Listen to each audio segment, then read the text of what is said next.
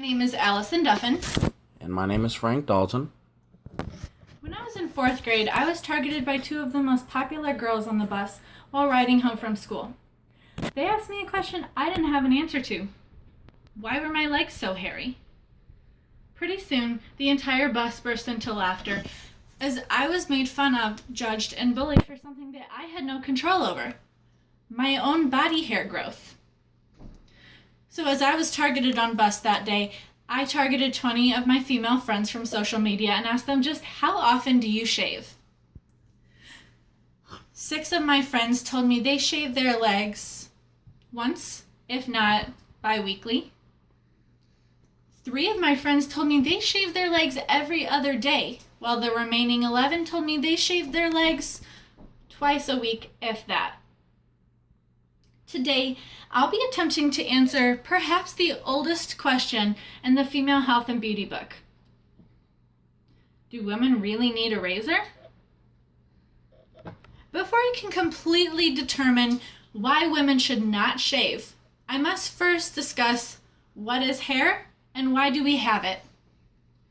Hair is formed by the tough protein keratin, which grows out of follicles or pores across the entire surface of the skin. As being descendants of chimpanzees, we have the same amount of follicles, although our hair often seems invisible, and it is much more fine.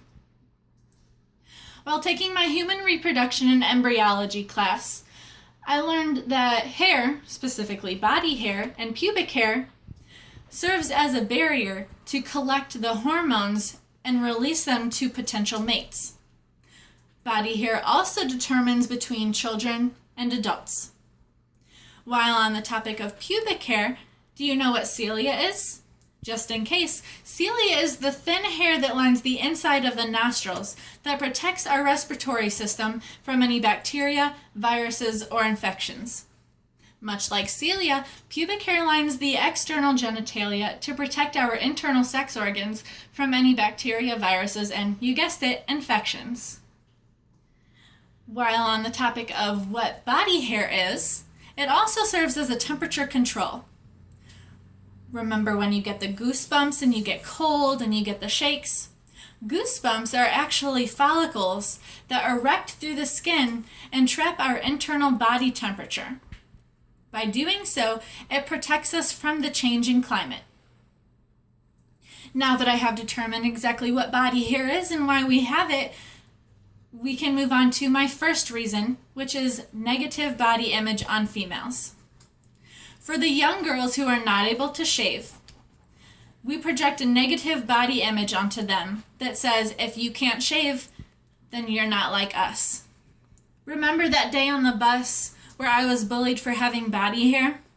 Well, I went home and I asked my mother, I said, Mom, will you teach me how to shave? Of course, she said no, and now that I'm 21, I look back and I understand just how stupid of a question that was. By asking that, I didn't explain to her that I was being bullied. Well, instead of telling her, I took it upon myself to learn how to shave. We didn't have YouTube and we didn't have the internet at that time, so I left my legs scarred. I left the bathtub bloody. And all for what? So I could show those bullies that I was the same as them, that I was unnatural and unhealthy?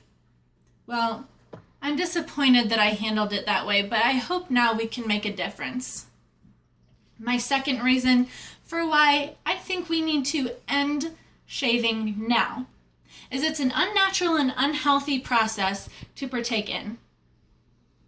According to an editor for ASDF Science, by shaving, we leave minuscule open wounds that cover our body. These wounds are then susceptible to diseases such as staph, strep, and MRSA. By tweezing, we leave ingrown hairs that form pimple-like structures that often become infected, full of pustules, and require surgical procedures to maintain and fix. Shaving our underarms and shaving our legs did not become an issue until the early 1920s. In 1920 exactly, A magazine editor released an article allowing women to see a woman in a new design, a sleeveless dress. However, they had seen sleeveless dresses before, but not like this one. This woman had her arms posed above her head with svelte and hairless underarms. This article wasn't just selling the dress. This article was selling the idea of completely shaven underarms. In 1940, if you had asked a man prior, what do you think of leg hair? He would have said, it's sexy, it's mature, but no longer. Dresses became shorter, pantyhose became much more sheer, and women became embarrassed that they had body hair. The third and final reason that I believe that we need to end shaving immediately is because of the pain in your wallet. Did you know that throughout your entire lifetime you will spend over 72 days taking care of body hair? Not to mention the wallet pain of $10,000 throughout your entire lifetime that you'll spend on razors, post lotion, shaving lotion, lost tweezers because ladies, you know you lose these, shaving bars. How do we justify this? I work hard for my money and I'm not going to spend any more on body hair removal techniques. In conclusion, I believe that shaving is not only disastrous to our bodies, but also to the young women that look up to their elder peers. Shaving is an unnatural, unhealthy, and painful process. It's also bad on the environment, as these razors are not recyclable friendly. Now, I ask you, is wasting 72 days of your life really worth it? Is spending $10,000 really worth it? Well, I urge you today to step aside and get rid of all of your shaving techniques. Get rid of the waxing, get rid of the tweezing, get rid of the razors.